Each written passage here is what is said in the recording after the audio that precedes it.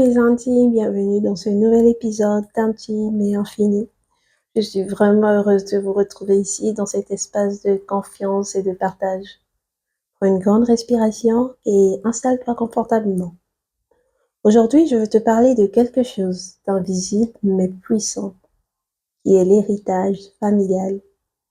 Ce qu'on nous transmet parfois sans le savoir de génération en génération.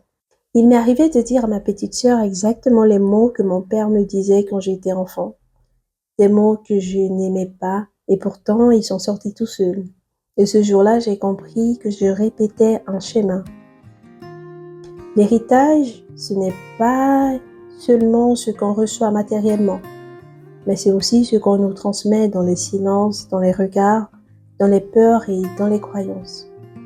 C'est ce qu'on appelle parfois les bagages invisibles. Aujourd'hui, je veux t'inviter à observer ton propre héritage, à te demander qu'est-ce qui vient vraiment de toi et qu'est-ce que tu portes sans le savoir. Moi, j'ai grandi avec l'idée qu'il fallait être forte toujours, qu'on n'avait pas le droit de montrer ses failles et c'était la règle.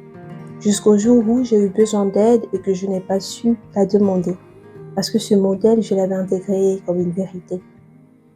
Pour commencer à se libérer, il faut nommer, prendre un carnet, écrire ses croyances et les interroger. Ce que j'ai reçu, est-ce que je veux vraiment le garder? On peut aussi faire, par exemple, un arbre émotionnel, remonter le fil des blessures, comprendre les répétitions et parfois juste dire « je choisis différemment ». Au final, nos ancêtres nous donnent des racines, mais c'est à nous de choisir la direction, de construire notre propre voie. Dans le prochain épisode, mes intimes, on parlera d'amour et de comment aimer sans se perdre entre passion, dépendance et équilibre.